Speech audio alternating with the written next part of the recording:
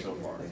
Yeah, I mean, we send it out through our impact partners too, which is like through United Way. So all of us have, it's like a listserv. So we all have like contacts, you know, that we send it through. United Way has 112 nonprofits that they fund. So we send it out to all of them and then they send it to their network. So it's mainly just sending it like through that kind of stuff. It's all like email marketing. We have an email newsletter that goes out with our calendar and everything like that. All right. Do you think the trickle-down effect from that works? I mean, it's good when it's a case manager because then they're like required to go, but so many people will call and register and then it's like a 50% show rate, which is, I mean, you can't really do anything about that, you know? Like you can't go to somebody's house and like hold their hand and bring them, so. Oh, yeah. All right. All right, thank you. Uh-huh.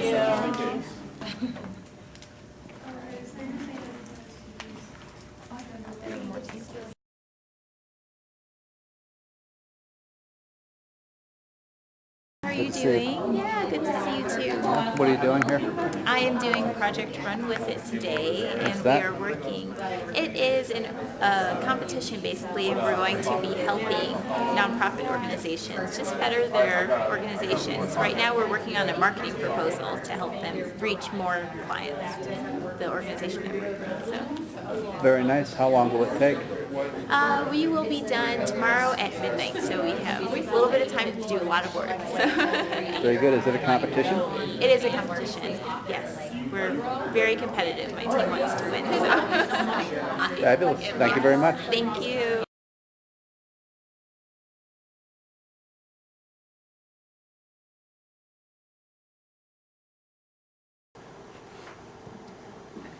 Good morning, ladies and gentlemen. My name is Ashley Goff, and I'm from Valdosta State University. My name is Kevin Liu from Pace University. Jessica Plank from Old Dominion University. And I'm Christy Stockman from Ohio University. Today we're going to be talking to you about the Economic Prosperity Center and what they can do to rebrand and rework themselves. We wanted to start by introducing our approach to this project. We thought of this as the 3 R's of rebranding. We recognize the key issues, react to these key issues, and go through major structural reformations to permanently fix these issues. We have identified 4 major issues that the EPC needs to face in moving forward with rebranding. One is change management, the reactions for the 5 individual not-for-profits that are a part of this organization. Apart from having regular annual, biannual meetings, we wanted to address the issue of security.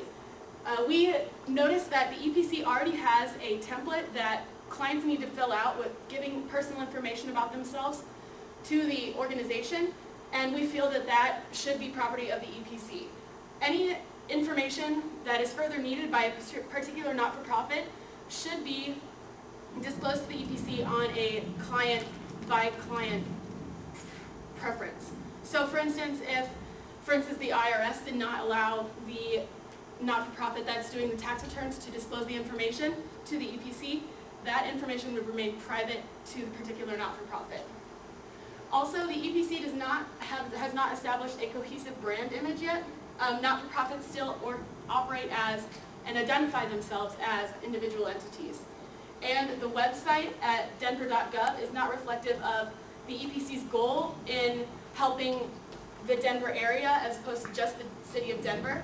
So we recommend that we change the website from the denver.gov to picking up an economicprosperitycenter.com domain name. Also, the EPC has not reached its entire target demographic. As you can see, it wishes to reach all levels of income, but right now it mainly reaches those of lower levels of income, acting as a security net and a safety blanket, as opposed to all levels where it would act to secure and stabilize economic prosperity for all of its clients. So here is our website design mock-up. Our vision was to create a basically portal of services based on the needs of our clients. So as you can see here, we incorporate the 3 existing themes found on the EPC website, which is our learn, earn, and save. So if I roll over on each theme, I'd be able to see a list of item menus basically on what I want. If that doesn't meet my criteria, I can always click on more and either get a full directory list of services or even chat with the representative from each nonprofit If I already have an idea on where I want to go, I can just click on the bottom link on the logos and be taken to their respective websites. After discussing the flyers that have been put out in regards to trying to market the EPC Center, we found that what they have has been non-effective. It's been very long, it's been very wordy, it's in black and white. So we opted to change it to where it was more of a play card that could be put in various locations around Denver and the surrounding areas. It incorporates the logo of all the nonprofits, incorporates the learn, earn, and save features, as well as the new website, that physical location, and a phone number for them to be able to utilize. The other thing that we thought of in order to be able to bring in a cohesiveness to this is to have an operational addition of a facilitator, and to do this on a volunteer capacity. This facilitator would allow the clients to connect to all of the not-for-profits that are in this center. Some of them will go maybe to just the Denver Housing Authority, when in actuality the 1 Mile High United Way may have services that they can use as well. And so this facilitator would have questions to ask the clients that come in order to make sure that they can receive all of the services that they're looking for.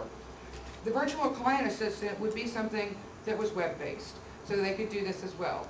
Keep in mind, these volunteers are not case managers. They do not have to have in-depth knowledge of each one of these nonprofits. They just need to know what services are offered and what questions to ask of the clients when they come in to ensure that they can receive all the services that are available to them through the Economic Prosperity Center. The roles of the entities, the core and service providers, would work together in order to make sure that the volunteers were knowledgeable about all of the opportunities that are available. The Economic Prosperity Council currently has a project manager, which at this point in time we would recommend actually supervising this function in hopes of further down the line making a supervisory facilitator that could take that on in a volunteer capacity. And the volunteers would work with the clients to again ensure that they had all the services available to them. The implementation of this would be over time. And there are a couple of organizations that are already within the EPC, the 1 Mile High United Way, as well as the Colorado Asset Building. In the form of a written document and as well as instructional videos. For the written document, we would recommend the EPC registration form, which is required to be filled out by all clients who want to receive services by the not-for-profit. And for the interactive instructional videos, we will ask that all the not-for-profits provide a video that would explain their services. For example, the Colorado Asset Building Coalition could post a video on how to fill out an income tax form through VITA. Alright, so as Ashley just mentioned, in order to create the videos, we're going to use Adobe Captivate. And Adobe Captivate is a software publishing Captivate. And Adobe Captivate is a software publishing suite that allows instructors to build online interactive content without needing to know any technical knowledge. And one of the main features is that the content is distributed through Flash. And this is really important because Flash is the world's most popular web platform, and therefore you can have a greater outreach for your audience. And additionally, Adobe Captivate also has the option of publishing through YouTube. Another key feature is that content is developed through PowerPoint.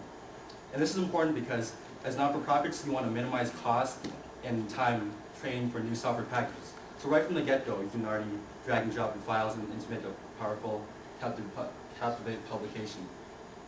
Another key feature is that you can gain valuable feedback in questionnaires and surveys after you do the seminars.